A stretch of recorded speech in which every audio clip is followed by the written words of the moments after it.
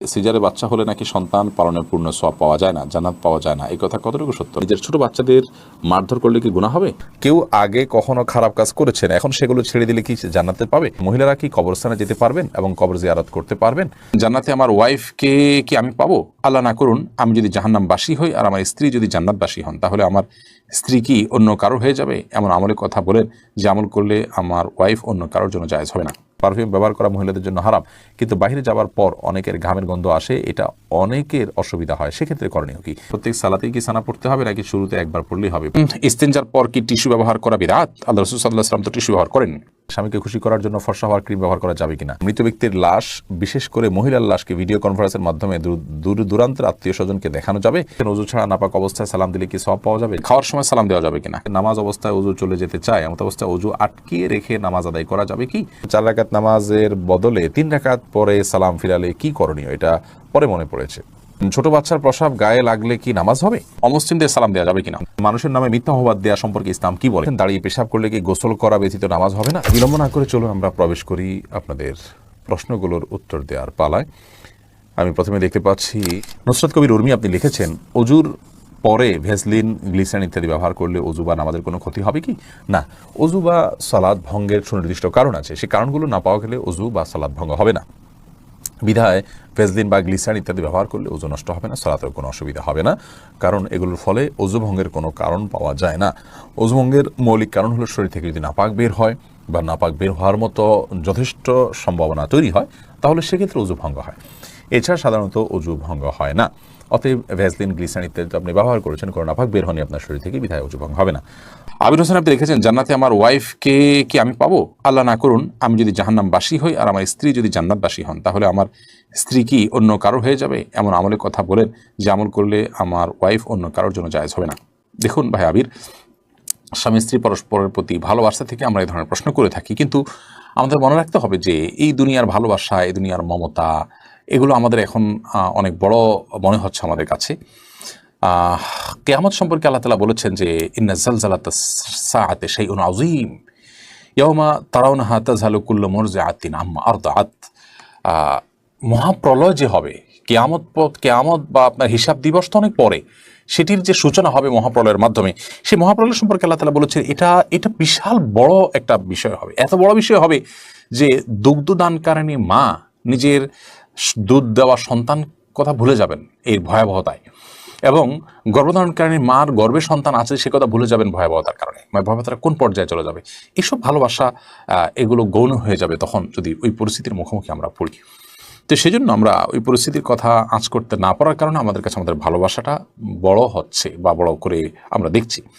এই কথা বলার উদ্দেশ্য হলো যে আমরা যারা চিন্তা করছি যে একসাথে থাকার ব্যবস্থা হোক, সেটা আমরা করি, তো এর চাইতে বেশি আমাদের চিন্তা করা উচিত যেন আমি জাহান্নামে না যাই।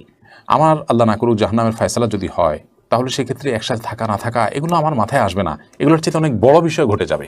বিধায় আমাদের চেষ্টা থাকা উচিত জান্নাতে যাওয়ার। আর হ্যাঁ, এটাই হলো একমাত্র উপায় যে আপনারা উভয় জান্নাতে যাওয়ার মতো কাজ অব্যাহতভাবে করতে থাকবেন, জাহান্নাম থেকে মুক্ত থাকার কাজগুলো করতে থাকবেন, অর্থাৎ উভয় যাতে জান্নাতে যান সেই চেষ্টা করতে থাকবেন। এটাই হলো একমাত্র আমল। এর মাধ্যমে ইনশাআল্লাহ বিদিনিল্লাহ আল্লাহ তাআলা আপনাদের উভয়কে সেখানে সম্মিলন ঘটাবেন।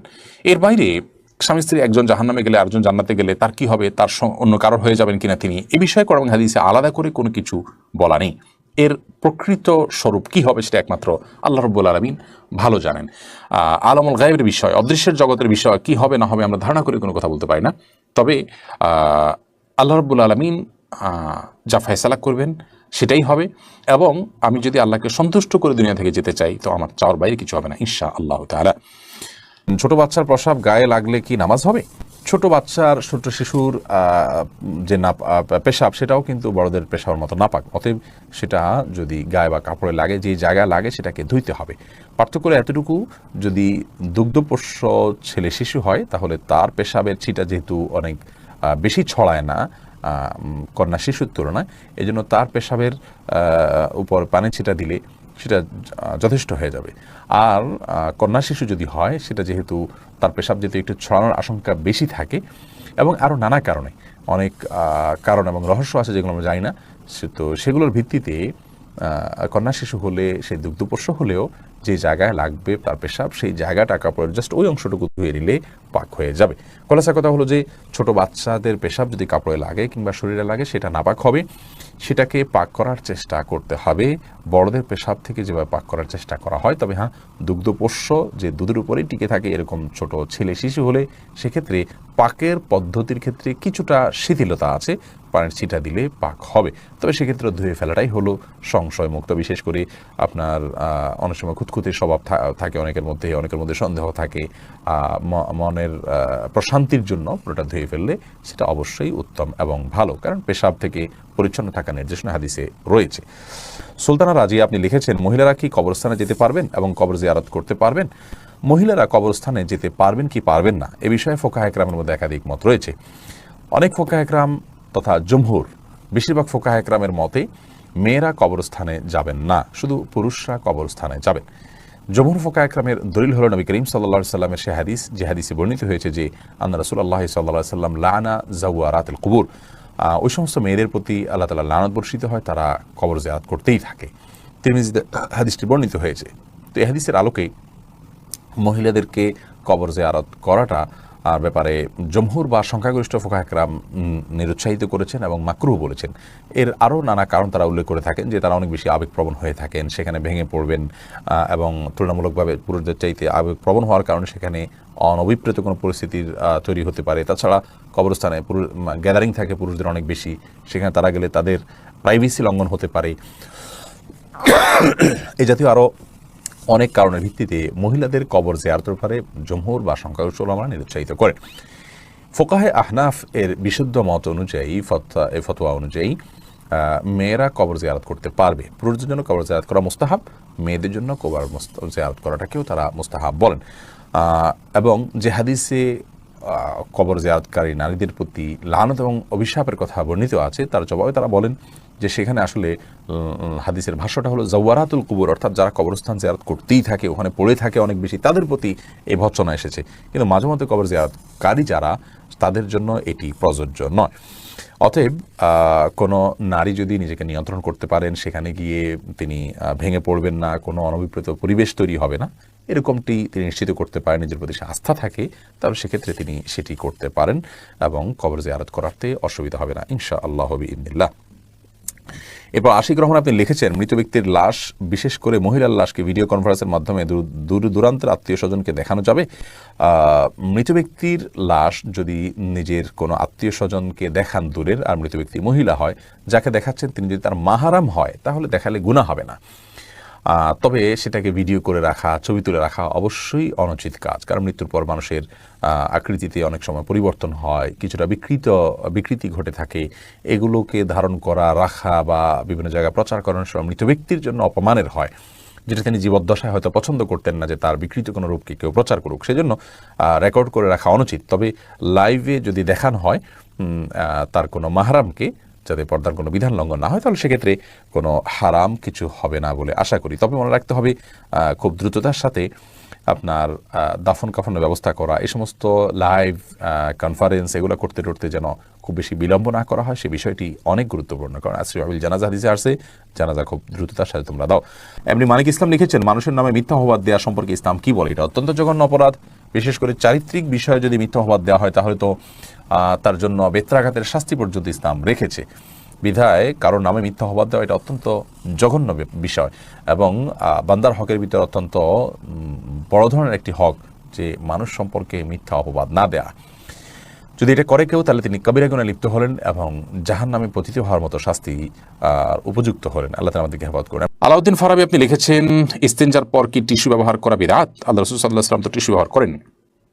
দেখুন, আপনি স্টুল পাসের পর, পায়খানা করার পর, আপনার ইস্তেনজা করার পর কোনো কিছু দিয়ে পরিচ্ছন্ন হলেন, সেটা কোনো পাথরের টুকরা হতে পারে, কোনো মাটির টুকরো হতে পারে, বা অন্য কিছু দিয়ে আপনি করলেন, সম্মানজনক কোনো কিছু দিয়ে করলেন না, জাস্ট সাধারণ কোনো, এটার জন্যই উপযোগী কোনো কিছু দিয়ে আপনি পরিষ্কার করলেন, এরপর আপনি পানি ব্যবহার করলেন, এটা হাদিস দ্বারা প্রমাণিত।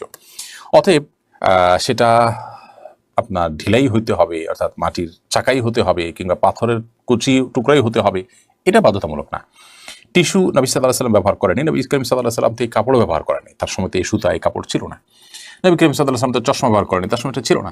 দুনিয়াবী বিষয় মূলগতভাবে যেটা কোনো ইবাদত না, আমি টিস্যুটা ব্যবহার করছি, টিস্যুটা ব্যবহার করলে সব বেশি হবে, ইট বা পাথর ব্যবহার করলে সবটা কম হবে, মাটির চাকা ব্যবহার করলে সবটা কম হবে, এরকম তো না। অর্থাৎ এটার সাথে সবের সম্পর্ক নাই, এটা নিছক একটা মাধ্যম পরিবর্তন হতে পারে। নবী সাল্লাল্লাহু আলাইহি ওয়াসাল্লাম তো এই কলম দিয়ে লেখেন নাই, আমরা তো এই কলম দিয়ে লিখছি। তিনি যে কনফিডেন্স সাথে এরকম না, তাহলে আমারটাকে বেদাত হবে না, এটা বেদাত হবে না। বেদাত হলো গায়রে দিরা দি সমর্দন বেদাত, যেটা দিন নয় সেটাকে দিন মনে করা বেদাত। টিস্যু ব্যবহার করাটা দিন, ওই মাটির চাকা ব্যবহার করাটা দিন নয়, এরকম যদি মনে করা হয় তাহলে সে বেদাত হবে। আমি টিস্যু একটা মাধ্যম হিসেবে ব্যবহার করছি, অন্য কোনো মাধ্যম থাকলে অন্য কোনটা দিয়ে করতে পারতাম, এটা ইবাদত হিসাবে করছি না। পরিচ্ছন্ন করাটা উদ্দেশ্য, কি দিয়ে করছি এটা উদ্দেশ্য না, তাহলে সেক্ষেত্রে সেটা বিদআত হয় না, বিধায় এটা বিদআতে পরিগণিত হবে না। লুনা পারভিন ঝর্ণা আপনি লিখেছেন, অমুসলিমদের সালাম দেওয়া যাবে কিনা? অমুসলিমদের সাথে সামাজিক সৌহার্দ্যমূলক সম্পর্ক বজায় রাখার চেষ্টা করতে হবে এবং সেজন্য তাদেরকে অভিবাদন দিবেন, অভিবাদন গ্রহণ করবেন, সে ঠিক আছে। কিন্তু সালাম দেওয়ার যে ব্যাপারটা আছে সেটা হলো যে অমুসলিমদেরকে অমুসলিমরা যদি আপনাকে সালাম দেন তাহলে সেখানে আপনি ওয়ালাইকুম বলে জবাব দিবেন। আর আগ বেড়ে তাদেরকে আপনি যত রকমের অভিবাদন আছে, সামাজিক অভিবাদন, গুড মর্নিং, গুড ইভিনিং ইত্যাদি ইত্যাদি, স্বাগত, অন্য যা যা আছে প্রচলিত সেগুলো আপনি তাদেরকে বলবেন। কিন্তু সালাম যেটা আল্লাহ তাআলার গুণবাচক নাম, সেটা তাদেরকে নিবেদন করবেন না, কারণ তারা আল্লাহতে বিশ্বাস রাখেন না। তাছাড়া আপনি সালামের মাধ্যমে যে আল্লাহ তাআলার কাছে শান্তি কামনা করছেন, সে আল্লাহ তো তিনি নিজে বিশ্বাসই করেন না, তিনি যা বিশ্বাস করেন না সেটা তার উপরে আরোপ করে দেওয়া, এটা কখনো ন্যায্যতা হতে পারে না। সেজন্য সালাম আকবরী নয়, বরং তারা যদি সালাম দেন তাহলে আপনি ওয়ালাইকুম বলে জবাব দিবেন। আর এছাড়া সামাজিক সৌহার্দ্যপূর্ণ যে কোনো অভিবাদন, সাধারণ অভিবাদনগুলো তাদের সাথে বিনিময় করা যেতে পারে। এরপরে মোহাম্মদ আরাদ আবদুল্লাহ আপনি জানতে চেয়েছেন, দাঁড়িয়ে পেশাব করলে কি গোসল করা ব্যতীত নামাজ হবে না? না, দাঁড়িয়ে পেশাব করলে যে গোসল করতে হবে এমনটি বাধ্যতামূলক নয়, বরং দাঁড়িয়ে পেশাব করার পরও আপনি গোসল ছাড়া নামাজ আদায় করতে পারেন। দাঁড়িয়ে পেশাব করতে গেলে যদি আপনার শরীরে কোথাও ছিটে ফোঁটা লাগে বা পেশাব লেগে যায়, সেই জায়গাটা আপনি ধুয়ে ফেলবেন, ধুয়ে আপনি সালাত আদায় করতে পারবেন। আর দাঁড়িয়ে পেশাব করাটা অনুচিত, অনুত্তম, ভালো নয়, মাকরুহ কাজ। নবী করিম সাল্লাল্লাহু আলাইহি ওয়াসাল্লাম সচরাচর দাঁড়িয়ে পেশাব করতেন না। এরপরে আরফাতুন নাহার মুন্নি আপনি লিখেছেন, বংশের কেউ যদি সুসাইড করে মারা যায় তার জন্য পরিবারের এবং বংশের অনেকে জাহান্নামে যাবে, কথাটা কি সত্য? আর যারা সুইসাইড করবে তারা কি কখনো জান্নাতে যেতে পারবে না? অবশ্যই পারবে, যদি আল্লাহ তাআলা তাদেরকে মাফ করেন। তবে সুইসাইড করাটা গুনাহ, কবিরা গুনাহ, অপরাধ কর্ম করতে করতে মারা গেলেন, এই বিষয়টি অত্যন্ত জঘন্য এবং গর্হিত, আল্লাহ তাআলা তাকে মাফ করতে পারেন। আর কেউ সুইসাইড করে মারা গেলে তার পরিবারে কেউ জান্নাতে যাবে না, সবাই জাহান্নামে যাবে, এটি একেবারেই অনর্থক কথা। কারণ আল্লাহ তাআলা কোরআনে কারীমে বলেছেন, ওয়া আল্লা তাজিরু ওয়াজিরাতুন ভিজরা উখরা, একজনের পাপের বোঝা অন্যজন কখনো বহন করবে না, আল্লাহ তাআলা এটি কাউকে চাপিয়ে দেন না, বিধায় এই কথা সত্য নয়। ওমর ফারুক আপনি লিখেছেন, অজু নষ্ট হয়ে গেলে আবার অজু করে মোজার উপর মাসা করলে কি হবে?